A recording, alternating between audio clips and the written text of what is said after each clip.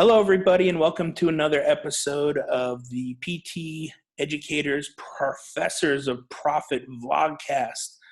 Man, that's a mouthful. I should have thought about that before I named this vlogcast. But I have with me today what I like to term, and I look at myself as, a polymath in the world of physical therapy. Just somebody out there who's doing it all. A lot of different things, a lot of different streams of revenue. Amanda Paint-A-Diver. Amanda, why don't you go ahead and tell our audience a little bit about your areas of expertise and specifically a little bit about voice recording for audiobooks for Amazon. Yeah, so thanks for having me. My name is Amanda. I'm a physical therapist and I help people on the indoor rowing machine. So that's kind of one of my big kind of what I do. And then on the side, because building an online business can be tough, I do some other things. So I do some social media and tech things. So I help people with tech stuff. And then from that came my podcast.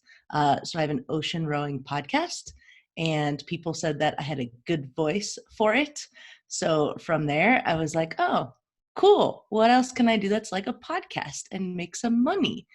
So I started looking into audiobook narration, and I started with ACX, and I actually only work through ACX, which is basically Amazon's creation exchange. Amazon isn't the right word, but it's Amazon's way of doing audiobooks. So I basically just narrate books through them, and they take care of all the hard stuff like the contracts and things, and all I have to do is record it, edit it, and put it out there, which is nice. Yeah, that's awesome. I mean, you've got some very cool passions, and I know one of them is to row across an ocean at some point, which is absolutely bonkers to me. But I can't wait to see it. I love the trainings you've been doing and your book that's out now. Tell us a little bit about maybe some of the pros and cons to getting into audiobook narration and why professors or clinicians should consider starting this as a side hustle. So I'll start with the pros. Um, it's really easy to get started. There's a really low barrier to entry. You don't need a lot of equipment. You can get started in under $100. Pretty much all you need is a quiet space and a good microphone. I'm not going to lie, I am still using the same microphone that I purchased 2.5 years ago to do this, that I use for my podcast, that I use for audiobook narration, and it's like $79. So that's all I'm using. So really easy to get started. As long as you are okay with putting yourself out there and trying, and just like any job where someone might say no, like getting into PT school, like I applied to 11 schools, 13 schools, and I got into 2. So if you're okay with that rejection and then just keep trying and trying and trying, then it's an awesome thing to give a shot, especially if you just like to read and you enjoy kind of podcasting or chatting, then it's a great way to do it. The other benefit is, although a lot of people are doing it right now, it's a work from home thing, which is fantastic. So especially for people stuck at home right now, well, not stuck, sorry, people who are home right now, they can easily do this in a room in your house. The cons are it takes longer than you think it's gonna take. So if you have a audiobook that is, let's say, an hour long, roughly 9,000 words is an audio hour. You think that might take you like 2 hours, but when you're first getting started, it does take a long time to just learn how to do the editing, learn what ACX is looking for, understand things that you do when you speak. We actually pucker our lips and things like that more than we realize we do. So once you learn the things that you're doing and how you can start to decrease that, it's going to decrease all the editing you need to do, which is nice and will take you less time in the long run. But to start, just know it takes longer than you think it does. And then it gets easier, just like anything else. Once you practice it, learn it, it does get easier. But that's the biggest con, I think, is it just takes longer than you think. Yeah, those are some great tips and things I didn't really even think of. Like I host a Can you say podcast that as again? You well. broke up. Sorry about that. I host a podcast as well, and I hate my voice. So you know, I don't know that I would be the right man for the job on this, but there's definitely a lot of people out there that have great voices, and I can hear them when we interview them. And I think that I should start funneling them toward this option because it sounds awesome.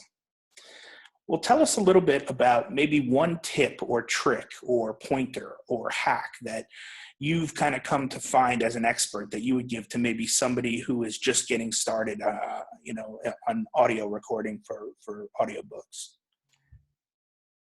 This is a great question, but I also wanted to say for the people with great voices and for the people who think they don't have them, people are looking for accents and people are looking for very specific things.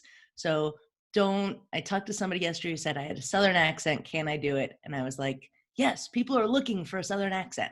Do it. So just keep that in mind. So for tips, I have two big ones.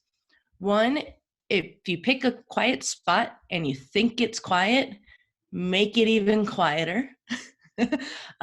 Every tiny little thing gets picked up by your microphone. Everything from your lips like smacking to a car going by to an airplane, all of that gets picked up. So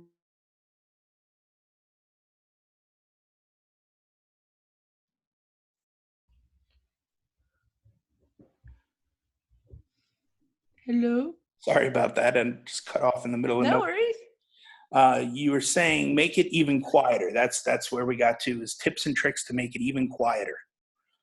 Right. So as much as you think your spot is quiet, you want to make it as quiet as you possibly can. Everything gets picked up, from airplanes to cars to your lips smacking together.